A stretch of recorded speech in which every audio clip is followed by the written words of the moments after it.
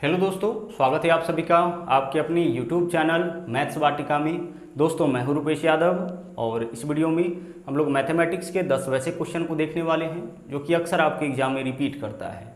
इससे पहले भी हमने इस सीरीज की 34 वीडियो को ऑलरेडी अपलोड कर दिया है। अगर आपने अब तक उन वीडियोज़ को नहीं देखा है तो उसे भी ज़रूर देखें। इस वीडियो के डिस्क्रिप्शन में कंप्लीट वीडियो का प्लेलिस्ट आपको मिल जाएगा। इसके अलावा अगर आप हमारे साथ पेड बैच में जुड़ना चाहते हैं तो इसके लिए आपको प्ले स्टोर से मैथ्स वाटिका एप्लीकेशन डाउनलोड करना होगा। उस एप्लीकेशन के ऊपर मैथ और रीजनिंग दोनों का ही फाउंडेशन बैच चल रहा है। प्रत्येक बैच का फ़ी आपका 350 रुपये है। तो आइए आज के क्लास की हम लोग शुरुआत करते हैं। पहला क्वेश्चन आपके सामने है। देखिए यहाँ बोला गया है कि त्रिभुज AXB की भुजा AB उपरोक्त वृत्त का व्यास है।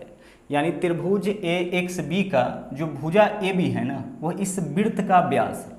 तो हमें बताना है एंगल AXB का मान। एंगल AXB का मान यानी कि इस एंगल का मान बताना है। AXB मतलब इस वाले एंगल का हमें माप बताना है कि क्या होगा। AXB जो बीच वाला होता है उसका माप बताना होता है।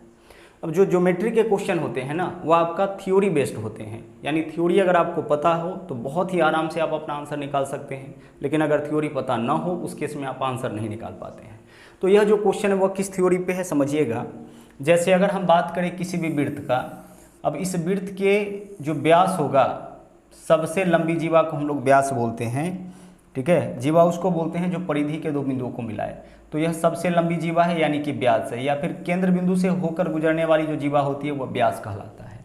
तो अगर हम इस वृत्त की बात करें तो इस वृत्त में अगर AB व्यास है तो इस व्यास के द्वारा परिधि पर, ठीक है, कहाँ पे, परिधि पे जो कोण बनेगा ना, इस व्यास के द्वारा परिधि पे यह कोण यहाँ पे जो बनेगा यह हमेशा क्या होता है, समकोण होता है, यानी कि 90 डिग्री होता है। किसी भी तरफ बना ले, हम ऊपर बना ले, नीचे बना ले, बाईं ओर बना ले, दाईं ओर बना ले, अगर व्यास के द्वारा परिधि पर कोण बना है तो वह आपका समकोण होगा। जैसे देख लीजिए यह भी एक सर्किल है, अगर इसमें AB व्यास है तो इसके द्वारा परिधि पर यानी कि यहाँ पे एक कोण बना लिए, इस कोण का माप कितना होगा, 90 डिग्री होगा। तो सिमिलरली यहाँ पे देखिए अगर AB व्यास है तो इस व्यास के द्वारा परिधि पर बनाया गया कोण x है, तो यह कितना हो जाएगा आपका 90 डिग्री होगा, क्योंकि व्यास के द्वारा परिधि पर बना कोण 90 डिग्री। AB के विषय में तो बोल रखा है कि यह वृत्त का व्यास है, तो यह व्यास है, व्यास के द्वारा परिधि पर बनने वाला कोण हमेशा समकोण होता है यानी कि 90 डिग्री होता है। तो इस एंगल का वैल्यू हमारा क्या हो जाएगा, 90 डिग्री हो जाएगा। आगे चलिए अगले क्वेश्चन को देखिए। अगला क्वेश्चन है आपका, इसमें हमें बताना है कि एक समचतुर्भुज के घूर्णी समरूपता का क्रम क्या होगा। समचतुर्भुज के घूर्णी समरूपता का क्रम हमें बताना है कि क्या होगा। अच्छा, घूर्णी समरूपता का मतलब क्या होता है? घूर्णी समरूपता का मतलब होता है कि किसी भी आकृति को जब हम 360 डिग्री पे रोटेट करेंगे, जब उसको हम घुमाएंगे तो कितना बार बिल्कुल एक जैसा वह दिखेगा। जैसे देख लीजिए कोई भी आकृति हम ले लेते हैं, मान लीजिए कि यहाँ पे एक आकृति हम ले लिए, यह वाला, यह आकृति हमारा क्या है, अभी आयत है। समचतुर्भुज को हम लोग बाद में देखेंगे, पहले इस आकृति को देखिए। अगर हम इस आकृति को, है ना, इस आकृति को अगर हम रोटेट करें 360 डिग्री पे अगर हम इसको घुमाएं, रोटेट करें, जैसे देख लीजिए इसको पकड़ के बीच में से इसको जब हम घुमाएंगे तो कब बिल्कुल एक जैसा दिखेगा, तो अभी तो नहीं दिखा है। चलिए अब बिल्कुल एक जैसा दिखा, और फिर से देख लीजिए जब इसको पूरा 360 डिग्री पे रोटेट कर लीजिएगा तब यह बिल्कुल एक जैसा दिखेगा। यानी जब इसको 360 डिग्री पे घुमाइएगा तो 2 बार बिल्कुल एक जैसा दिखेगा। यही कहलाता है घूर्णी समरूपता। इसको हम लोग बोलते हैं रोटेशनल सिमेट्री, यानी कि पूरा 360 डिग्री पर घुमाने के बाद जितना बार आकृति बिल्कुल एक जैसा दिखेगा, है ना, अपने जैसा दिखेगा, उतना उसका घूर्णी समरूपता का क्रम हो जाएगा। तो हम अगर बात करें समचतुर्भुज का, सभी आकृति को यहाँ पे क्लियर कर लेते हैं। अगर हम बात करें समचतुर्भुज का तो समचतुर्भुज में क्या होता है कि चारों भुजा बराबर होता है लेकिन चारों कोण अलग अलग होता है। समचतुर्भुज वैसा चतुर्भुज जिसका चारों भुजा बराबर लेकिन चारों कोण अलग अलग। वर्ग और समचतुर्भुज में समानता यह होता है कि वर्ग का भी चारों भुजा बराबर होता है और समचतुर्भुज का भी चारों भुजा बराबर होता है। डिफरेंस यह होता है कि वर्ग का चारों कोण भी बराबर होता है, प्रत्येक कोण का माप 90 डिग्री होता है, जबकि समचतुर्भुज के प्रत्येक कोण का माप अलग अलग होता है। तो समानता की चारों भुजा यहाँ भी बराबर, वहाँ भी बराबर, दोनों का बराबर। डिफरेंस वर्ग का चारों कोण भी बराबर लेकिन समचतुर्भुज का चारों कोण अलग अलग। तो जब हम समचतुर्भुज को घुमाएंगे, इसको रोटेट करेंगे, ठीक है, कितने डिग्री पे, 360 डिग्री पे, बीच में कहीं से भी पकड़ जब इसको घुमाइएगा तो यह जो आकृति है वह 2 बार बिल्कुल सेम दिखेगा, ठीक है, 2 बार बिल्कुल सेम दिखेगा। इसका यह मतलब है कि समचतुर्भुज के घूर्णी समरूपता का क्रम कितना हो जाएगा, 2 हो जाएगा। कोई भी समचतुर्भुज आप ले लीजिए और उसको 360 डिग्री पे रोटेट करके देखिएगा, 2 बार ऐसा सिचुएशन आएगा जब वह बिल्कुल अपने जैसा आकृति दिखेगा। अब मान लीजिए कि हमसे कोई दूसरा क्वेश्चन पूछ लिया जाता है, जैसे समानांतर चतुर्भुज के घूर्णी समरूपता का क्रम, समानांतर अगर चतुर्भुज है उसके घूर्णी समरूपता का क्रम पूछा जाए, या समचतुर्भुज के घूर्णी समरूपता का क्रम पूछा जाए, या फिर आयत के घूर्णी समरूपता का क्रम पूछा जाए, इन सबों के घूर्णी समरूपता का क्रम क्या होगा, 2 हो जाएगा, ठीक है। समानांतर चतुर्भुज की बात करें या समचतुर्भुज की बात करें या आयत की बात करें, इन सबों के घूर्णी समरूपता का क्रम यानी कि रोटेशनल सिमेट्री 2 हो जाएगा। लेकिन अगर हम बात करें वर्ग के, तो वर्ग के घूर्णी समरूपता का क्रम कितना होगा, 4। वर्ग को जब आप घुमाइएगा तो वह 4 बार बिल्कुल एक जैसा दिखेगा, 90 पे, 180 पे, है ना, 270 पे और 360 डिग्री पे, 4 बार वह बिल्कुल एक जैसा दिखता है ना, अपने समान दिखता है। तो वर्ग के घूर्णी समरूपता का क्रम कितना हो जाएगा, 4 हो जाएगा। आप इसको याद भी रख सकते हैं। अच्छा, अगर हम बात करें समलंब चतुर्भुज की, समलंब चतुर्भुज की कई बार यह भी आ जाता है कि भाई समलंब चतुर्भुज के घूर्णी समरूपता का क्रम बताइए या पतंग के घूर्णी समरूपता का क्रम बताइए। तो पतंग और समचतुर्भुज जो है वह पूरा जब रोटेट करके 360 डिग्री पे रोटेट करके ले जाइएगा, पूरा रोटेट करके 360 डिग्री पे, तो एक बार जो है ना वह बिल्कुल अपने जैसा दिखेगा। तो पतंग के और समलंब चतुर्भुज के घूर्णी समरूपता का क्रम 1 होता है। और अगर हम बात करें सर्किल का, तो जब आप इसको रोटेट करिएगा तो हर बार बिल्कुल यह सेम जैसा अपने जैसा आकृति बनाएगा, जितना बार इसको रोटेट करिएगा आकृति यह सेम ही रहेगा। तो वृत्त के घूर्णी समरूपता का क्रम अनंत होता है, इनफाइनाइट टाइम्स यह आपका समरूप हो जाएगा। तो वृत्त के घूर्णी समरूपता का क्रम अनंत होगा, समलंब चतुर्भुज और पतंग के घूर्णी समरूपता का क्रम 1 होगा, समानांतर चतुर्भुज, समचतुर्भुज और आयत के घूर्णी समरूपता का क्रम 2 होगा, और वर्ग के घूर्णी समरूपता का क्रम क्या होगा, 4 होगा। ओके, चलिए आगे बढ़ते हैं, अगले क्वेश्चन में आ जाइए। यहाँ पे देखिए हमें क्या बताना है, हमें बताना है कि इसके कितने गुणक सम संख्याएं हैं, मतलब इसके सम गुणनखंडों की संख्या बताना है। हमें क्या बताना है, यहाँ पे जो संख्या दिया गया है उसके सम गुणनखंडों की संख्या कितनी है। अब सम गुणनखंडों की संख्या कैसे निकालते हैं, ध्यान से समझिएगा। सम गुणनखंडों की संख्या जब भी निकालना होता है ना, तो जो भी संख्या दिया जाता है पहले उसको प्राइम नंबर में तोड़ते हैं, प्राइम नंबर में तोड़ने के बाद अरेंज करते हैं। यहाँ गौर से देखिएगा तो पता चलेगा कि प्राइम नंबर में तोड़ा गया है, सबका बेस देखिए, 2 prime number, 3 prime number, 5 prime number, 7 prime number, यानी प्रत्येक का बेस प्राइम नंबर में ऑलरेडी तोड़ा गया है। प्राइम नंबर यानी कि अभाज्य संख्या में नहीं तोड़ा गया होता तो फिर इसको हम लोग तोड़ते। प्राइम नंबर में तोड़ने के बाद अगर सम गुणनखंडों की संख्या निकालना होता है ना, तो हम क्या करते हैं, बेस से देखिए हमें कोई मतलब नहीं होता है, गुणनखंडों की संख्या निकालना होगा, चाहे सम गुणनखंड या विषम गुणनखंड या सभी गुणनखंडों की संख्या जब भी निकालना होगा तो बेस का कोई रोल नहीं होता है, तो बेस को काट के हटा दिए। अब क्या करते हैं कि जब सम गुणनखंड का संख्या निकालना होगा ना, तो 2 का पावर जो है उसको वैसे ही लीजिए, तो 2 का पावर 8 है तो 8 ही लीजिए, लेकिन बाकी सभी के पावर में एक एक जोड़कर आपस में गुना करेंगे। 2 का जो पावर है वही रहेगा, लेकिन 2 के अलावा बाकी जो भी बचा है उन सभी के पावर में एक एक जोड़कर आपस में गुना करेंगे। तो 2 का पावर तो 8 ही रहेगा, लेकिन बाकी सबके पावर को एक एक बढ़ाइए, तो यहाँ पावर 2 है तो 3 लीजिए, यहाँ पावर 3 है तो 4 लेंगे, और यहाँ पावर आपका 5 है तो क्या लेंगे, 6 लेंगे। इसको गुना कर लीजिए, इसके सम गुणनखंडों की संख्या आपका निकल जाएगा। कितने गुणनखंड सम संख्याएं हैं, यानी इसके सम गुणनखंडों की संख्या आपको बताना है। गुणक बोले गुणनखंड बोले एक ही बात है। अब गुना करिए, 8 3 24, चौके 96, छक्के कितना हो जाएगा 576, यानी इसके 576 ऐसे गुणनखंड है जो कि आपका क्या होगा, जो कि आपका सम संख्या होगा। अगर मान लीजिए कि इसके विषम गुणनखंडों की संख्या पूछता कि कितने ऐसे गुणनखंड है जो कि विषम है, तो विषम गुणनखंडों की संख्या निकालने के लिए क्या करते समझिएगा। विषम गुणनखंडों की संख्या निकालने के लिए 2 वाला के बेस और पावर दोनों को छोड़ देते और बाकी सब के पावर को एक एक बढ़ा के गुना करते। तो 2 को 1 बढ़ाइए कितना हो जाएगा, 3 हो जाएगा ना, 3 को 1 बढ़ाइए कितना हो जाएगा, 4, और उसी तरह से 5 को 1 बढ़ाइए कितना हो जाएगा, 6 हो जाएगा। तो 4 तिया 12 छके 72, इसके विषम गुणनखंडों का संख्या 72 हो जाएगा। और अगर कुल गुणनखंडों की संख्या पूछता तो प्रत्येक के पावर में एक एक जोड़ते, तो 8 और 1 कितना हो जाता, 9, 2 और 1 कितना हो जाता, 3 हो जाता, 3 और 1 4 हो जाता, और 5 और 1 6। इसको जब हम आपस में गुना करते हैं तो इससे सभी गुणनखंडों की संख्या निकलेगा। तो सभी गुणनखंड का संख्या निकालने के लिए प्रत्येक के पावर में 1 1 जोड़कर आपस में गुना। सम गुणनखंडों की संख्या निकालने के लिए 2 का जैसे पावर है वैसे ही रहने देंगे, रेस्ट सभी के पावर में 1 1 जोड़कर आपस में गुना। और विषम गुणनखंडों की संख्या निकालने के लिए 2 के न तो बेस से मतलब न ही पावर से मतलब, रेस्ट जो भी बचा है सबके पावर में 1 1 जोड़कर आपस में गुना करेंगे। ओके, चलिए आगे बढ़िए, अगले क्वेश्चन में आ जाइए। यहाँ हमें बताना है कि 5 अंकों की छोटी से छोटी संख्या क्या है जो 12, 24, 48, 60 और 96 से पूर्णतः विभाज्य है। देखिए ऐसे क्वेश्चन को हम लोग बनाएंगे बाई ऑप्शन। हमें क्वेश्चन के कंडीशन को ध्यान से पढ़ना है। हमें 5 अंकों की ऐसी छोटी से छोटी संख्या बताना है जो 12, 24, 48, 60 और 96 सबसे कटे।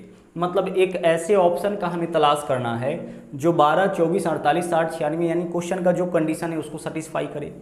अब 12, 24 सबसे, तो 12 से कटने का नियम क्या होता है, तो 12 से वही संख्या कटेगा जो 3 से भी कटे और 4 से भी कटे। ठीक है, 12 से कौन कटेगा, जो संख्या 3 से भी कटे और 4 से भी कटे। 24 से कौन कटेगा, जो संख्या 3 से भी कटे और 8 से भी कटे। हम टेस्ट ऑफ डिविजिबिलिटी भी बहुत अच्छी तरह से पढ़ा चुके हैं, उस वीडियो को आप देख सकते हैं जाके। 48 से, उसी तरह से 60 से, 96 से, आगे चलिए। अब हमें क्या करना है कि यहाँ ऑप्शन एलिमिनेशन मेथड लागू करना है, यानी जो गलत ऑप्शन है ना उसको हम हटा देंगे तो सही ऑप्शन तक पहुँच जाएंगे। तो सबसे पहले हम देखते हैं कि 12 से इसमें से कौन सी संख्या कटती है। तो 12 से वही कटेगा जो 3 से भी कटे और 4 से भी कटे। तो पहले 3 से चेक करते हैं, जो 3 से कटेगा उसी के आंसर होने की पॉसिबिलिटी है, क्योंकि जो 3 से कटेगा वही 12 से कटेगा। और क्वेश्चन में कंडीशन दिया है कि 12 से कटना चाहिए, 12 से नहीं कटेगा तो वो ऑप्शन हमारा आंसर नहीं होगा। तो हम 12 के लिए 3 से चेक करते हैं। अब 3 का नियम तो आपको पता ही होगा, 3 से वही संख्या कटता है जिसके अंकों का योग 3 से कटे। तो इस पहले ऑप्शन को चेक करिए, इसके अंकों को जोड़िए, 1 + 0 + 0 + 0 क्या होगा, इसके अंकों का योग 1।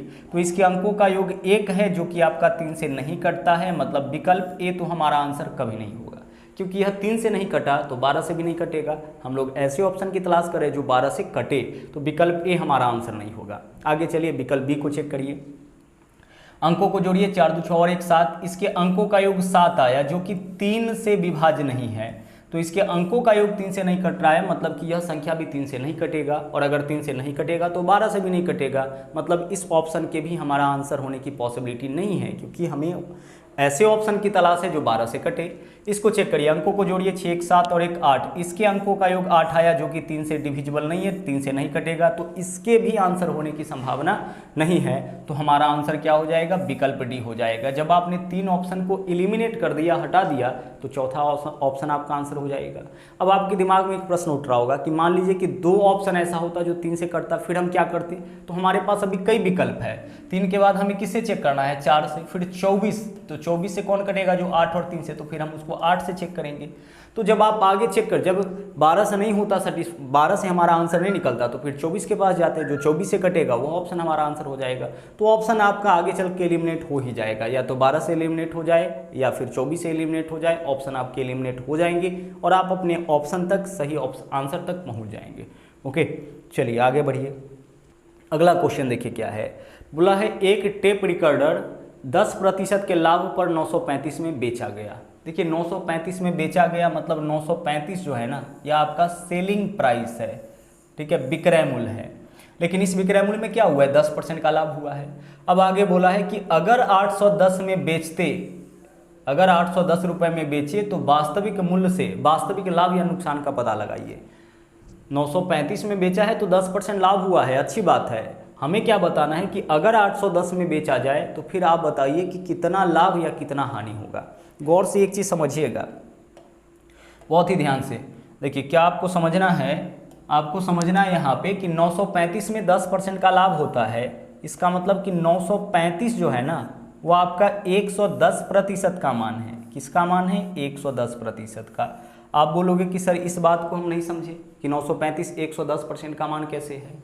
तो किसी भी संख्या पर 10% का लाभ तो तभी होगा ना जब आप उस वस्तु को उसके क्रयमूल्य से 10% ज़्यादा में बेचिएगा। और यहाँ क्रयमूल्य हम लोग 100% मान के चलते हैं, तो 100% क्रयमूल्य हो गया। 10% लाभ के लिए 110% में बेचना पड़ेगा। 20% लाभ के लिए किसी भी वस्तु को उसके क्रयमूल्य के 120 में बेचना पड़ेगा। 30% लाभ के लिए 130 में बेचना पड़ेगा। तो बोला है 10% के लाभ पर 935 में बेचा गया, यानी कि 935 110% का मान है, क्योंकि इस विक्रय मूल्य में 10% का लाभ है।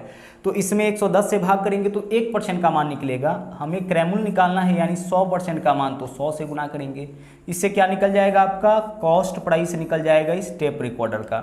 निकालिए, देखिए क्या होगा। 0 से 0 कैंसिल, 11 से काटिए, 11 8 88, 5 बचेगा, 11 5 55, 85 गुने 10 यानी कि 850 रुपये इस टेप रिकॉर्डर का ना क्रयमूल्य आ गया। अब क्रयमूल्य पता लग गया है इस टेप रिकॉर्डर का 850, यानी कि इसको 850 रुपये में खरीदा गया। अब क्वेश्चन क्या है कि अगर 810 में बेचेंगे तो क्या होगा। तो सामान हमारा 850 रुपये का है, अगर हम इसको 810 में बेचें तो हमें 40 रुपया का क्या हो जाएगा, नुकसान। 850 रुपया का सामान है, 810 में बेचेंगे मतलब 40 रुपये कम में बेचेंगे। तो 40 रुपये कम में बेचेंगे तो 40 रुपये का क्या हो जाएगा, नुकसान हो जाएगा। तो विकल्प ए हमारा आंसर होगा इस क्वेश्चन का। आगे बढ़िए, अगला क्वेश्चन आपका जो है ना वह आपका पार्टनरशिप से है। पार्टनरशिप के क्वेश्चन में जब भी पार्टनर का संख्या 2 होता है ना तो हम लोग एक फॉर्मूला यूज करते हैं। फॉर्मूला क्या है आपका, CA गुने TA, ठीक है, बट्टा CB गुने TB। इस कॉन्सेप्ट को समझाते हैं हम अच्छी तरह से। CA गुने TA बट्टा CB गुने TB बराबर PA बट्टा PB। अल्टीमेटली आपको एक बात समझना है कि पूंजी और समय का जो गुणनफल होता है ना वह लाभ के रेशियो को दर्शाता है।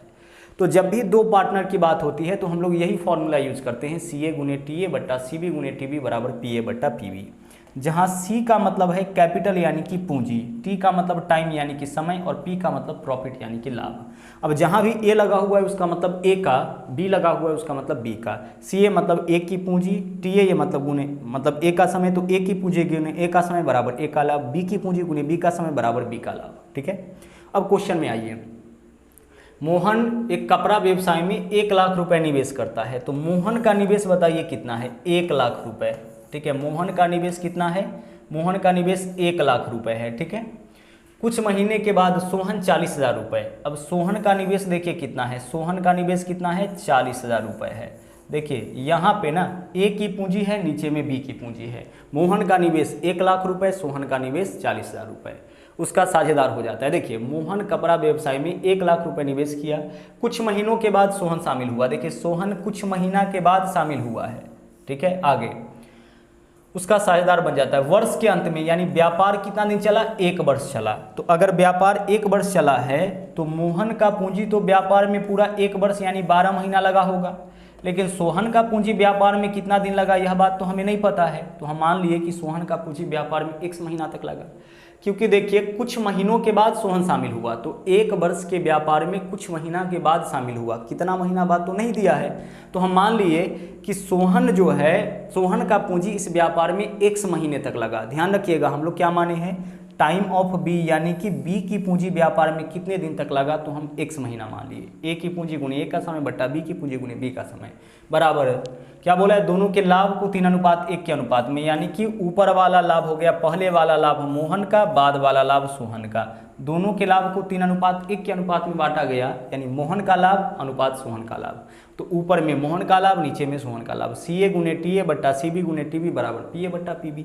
अब सोल्व करिए, देखिए यहाँ पे क्या होगा, 4 जीरो से तो पहले 4 जीरो काटिए, 4 से काटिए, 4 तिया 12 हो जाएगा। ऊपर से ऊपर कैंसिल, 3 से 3 कैंसिल, क्रॉस मल्टीप्लिकेशन करिए, इधर x इधर 10, तो x का वैल्यू क्या आ गया आपका 10। x क्या माने थे, x हम माने थे कि सोहन की पूंजी व्यापार में कितने दिनों तक लगा, तो सोहन की पूंजी व्यापार में लगा है 10 महीने तक। अब क्वेश्चन में आते हैं, क्वेश्चन क्या है, सोहन कितना महीना के बाद व्यवसाय में शामिल हुआ था, व्यापार में शामिल हुआ था।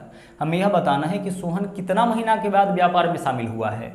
तो सोहन का पूंजी लगा है 1 वर्ष के व्यापार में 10 महीना, तो 1 वर्ष के यानी कि 12 महीना के व्यापार में 10 महीना इसका पूंजी लगा। इसका मतलब है कि यह 2 महीना बाद ही व्यापार में शामिल हो गया होगा, 2 महीना बाद ही व्यापार में शामिल हुआ होगा, तभी तो 1 साल के व्यापार में इसका पूंजी 10 महीने तक लगा।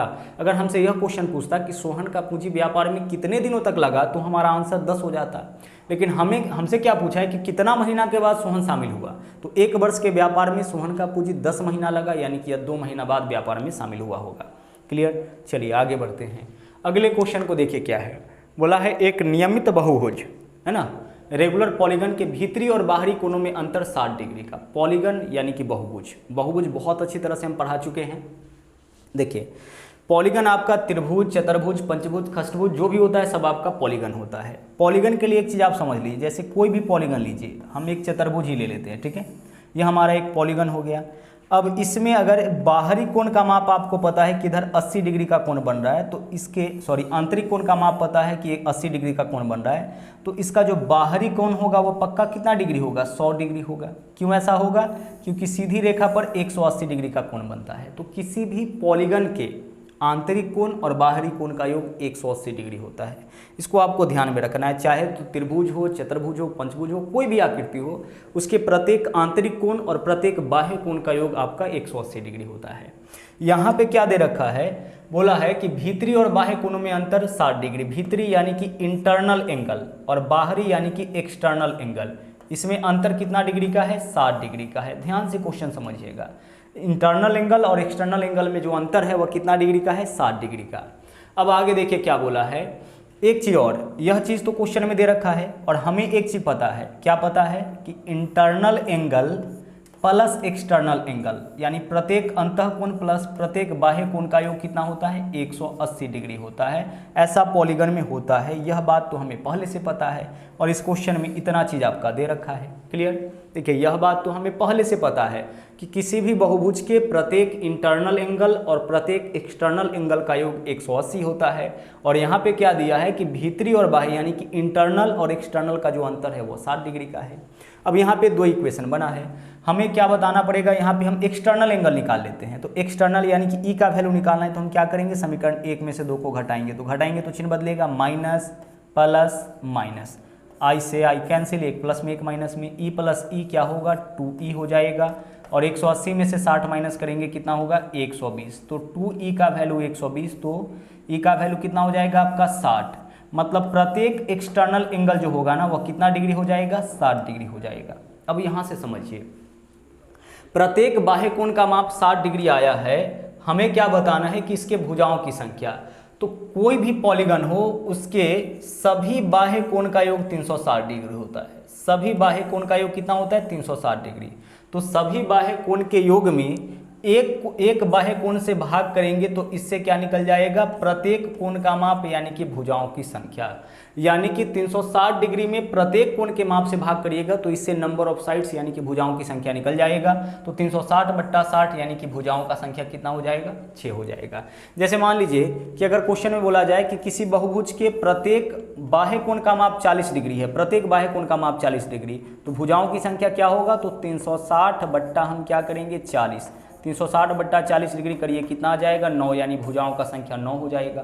तो उसी तरह से प्रत्येक बाह्य कोण हमारा आ गया 60 डिग्री, तो हमें बताना है भुजाओं की संख्या, तो 360 बट्टा 60 यानी कि आंसर क्या बनेगा हमारा इस क्वेश्चन का, 6 हो जाएगा। आगे चलिए अगले क्वेश्चन में आते हैं। यहाँ देखिए क्या है, sec theta cos plus sec का मान दिया है 5/2, मान निकालना है cos square plus sec square theta का। गौर से देखिए, कॉस प्लस सेक का मान दिया है, cos square plus sec square का मान पूछा है, ठीक है। कॉस प्लस सेक का मान दिया है और cos square plus sec square का मान पूछा है। मतलब जो वैल्यू यहाँ पे सीधे है उसी वैल्यू का यहाँ पे स्क्वायर करके पूछा है। तो हम क्या करेंगे कि इस तरह के क्वेश्चन में जो यहाँ पे वैल्यू दिया गया है ना उसका हम करेंगे एक बार स्क्वायर। तो 5/2 का एक बार कर लीजिए स्क्वायर, और जब भी स्क्वायर करिएगा तो माइनस कर लीजिए 2, आपका आंसर आ जाएगा। तो 5 का स्क्वायर 25, 2 का स्क्वायर 4, माइनस करिए 2, भिन्न का घटाव करिए, 4 दूना 8, 25 में से 8 माइनस करेंगे 17, यानी कि 17/4 जो है ना वह आपका आंसर हो जाएगा, ठीक है। क्या आपका आंसर बनेगा 17/4। सिर्फ क्या करना है, इसके स्क्वायर में से 2 माइनस कर लेना है। कॉस प्लस सेक का मान दे, cos square plus sec square का मान पूछा है, तो हम क्या करेंगे, इसके स्क्वायर में से 2 माइनस करेंगे। क्यों ऐसा करेंगे समझिए, इसको हम मानेंगे a और इसको हम मानते हैं b, तो a प्लस बी का मान दे रखा है, इसको a माने हैं, तो किसका मान पूछा है, a square plus B square का। तो a प्लस बी का मान देकर के a square plus B square का मान पूछा है, तो a square plus B square बराबर बोलिए क्या लिख सकते हैं सर, हम लोग a square plus B square बराबर लिख सकते हैं a प्लस बी का होल स्क्वायर माइनस 2ab, यही तो लिख सकते हैं। तो a प्लस बी का मान बोलिए क्या है, तो a प्लस बी का मान है 5/2, तो इसके जगह 5/2 लिखिए, स्क्वायर है तो स्क्वायर माइनस 2ab, तो a के जगह कॉस थीटा और b के जगह क्या लिखिएगा, सेक थीटा। तो कॉस थीटा और sec theta, cos theta into sec theta कितना होता है, 1 होता है। तो यहाँ 2 गुणे 1 यानी कितना रह जाएगा 2, तो 5/2 का स्क्वायर माइनस कितना रह जाएगा 2, क्योंकि cos theta into sec theta का कॉस गुणे सेक तो एक ही होता है, कॉस सेक का उल्टा होता है।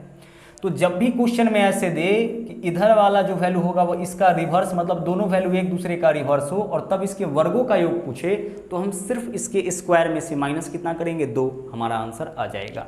अब अगले क्वेश्चन में चलिए, यहाँ पे देखिए पावर 4 है, सेम ही क्वेश्चन है, tan प्लस कॉट का मान दिया है और tan टू द पावर 4 प्लस कॉट टू द पावर 4 का मान पूछा है। मतलब हम इस क्वेश्चन को कह सकते हैं कि a प्लस बी का मान दे रखा है और a टू द पावर 4 प्लस b टू द पावर 4 का मान पूछा है। यहाँ a गुने b का मान 1 होगा, क्योंकि tan इंटू कॉट का मान क्या होगा 1।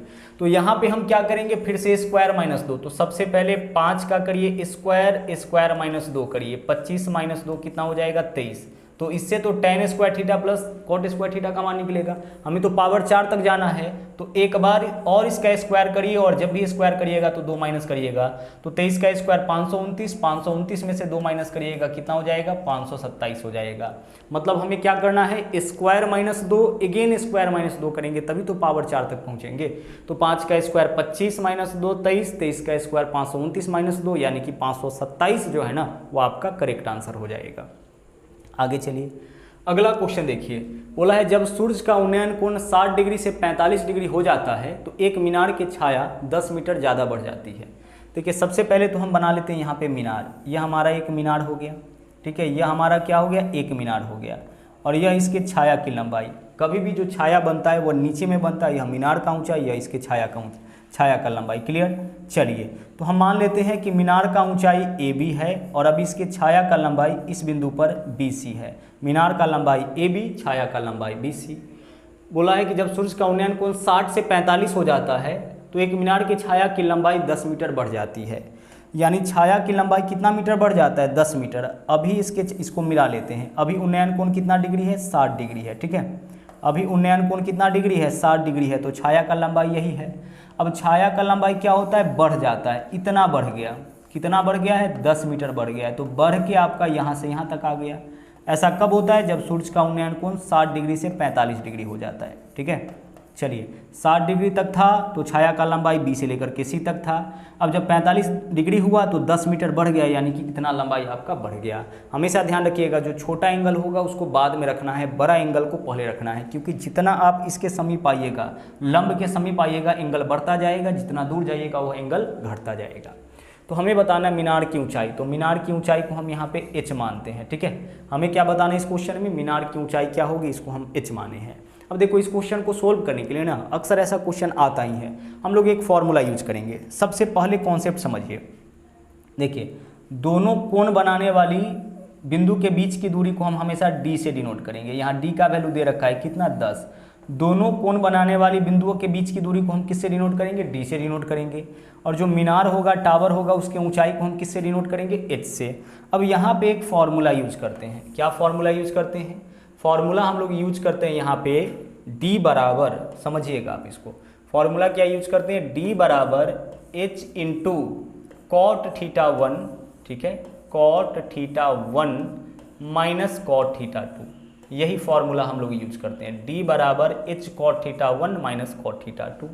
तो यहाँ d के जगह क्या लिखेंगे, d के जगह हम लिखेंगे 10। दोनों कोण बनाने वाली बिंदुओं के बीच की दूरी को हम d से डिनोट करेंगे। h का वैल्यू तो पूछा है कॉट थीटा 1, तो सबसे पहले कॉट थीटा के जगह क्या लिखेंगे 45 डिग्री, छोटा एंगल पहले लिखिएगा, माइनस कॉट थीटा 2, तो दूसरा थीटा 2 के जगह दूसरा एंगल, तो दूसरा एंगल कितना है 60 डिग्री। हमेशा क्या करना है, छोटा एंगल पहले बड़ा एंगल बाद में, क्योंकि कॉट में जितना छोटा एंगल होता है मान उतना बड़ा होता है, तो बड़ी वैल्यू में से छोटी वैल्यू माइनस करेंगे तो वैल्यू पॉजिटिव आएगा। आप उल्टा भी कर लीजिएगा तो ध्यान रखिएगा जो वैल्यू आए इसका उसको नेगेटिव मत लीजिएगा। बस आगे देखिए, अब यहाँ पे क्या होगा, इधर आपका 10 है तो इसको तो रहने ही दीजिए, बराबर h into cot theta, cot 45 का मान तो 1 होता है, माइनस कॉट 60 का मान 1/√3 होता है। ठीक है, चलिए कैलकुलेशन को थोड़ा सा आगे बढ़ाइए। 10 बराबर h इंटू यहाँ पे क्या हो जाएगा आपका, यहाँ पे आपका हो जाएगा, यहाँ पे भिन्न का घटाव करिए तो यह हो जाएगा आपका √3 माइनस 1/√3, यही तो होगा, √3 माइनस 1/√3, तो h इंटू √3 माइनस 1/√3।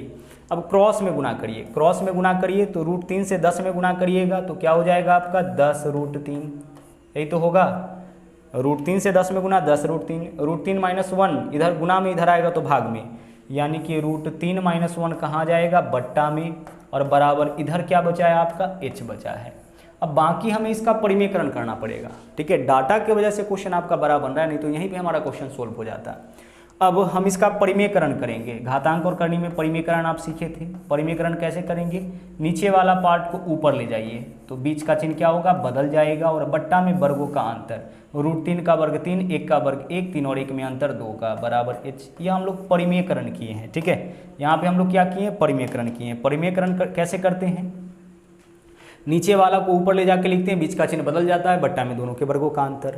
अब काट लीजिए, 2 से काटिएगा, 2 पंचे 10। अब यहाँ पे क्या है 5√3, 5√3 से इस दोनों में गुना होगा तो 5√3 से √3 में गुना करेंगे तो 15 हो जाएगा, क्योंकि √3 गुना √3 3, 3 पंचे 15, प्लस आगे देखिए यह 5√3 से 1 में गुना तो क्या रहेगा 5√3, बराबर h है तो h। तो हमें यही वैल्यू बताना था कि h का वैल्यू क्या होगा, ऊंचाई क्या होगा मीनार का, तो 15 + 5√3। देखिए 15 + 5√3 विकल्प सी में है, तो हमारा आंसर इस क्वेश्चन का यही 15 + 5√3 हो जाएगा। ओके, चलिए तो आज के लिए इतना ही, वापस मुलाकात होगी अगले दिन फिर से एक नए सेट के साथ। थैंक यू, जय हिंद।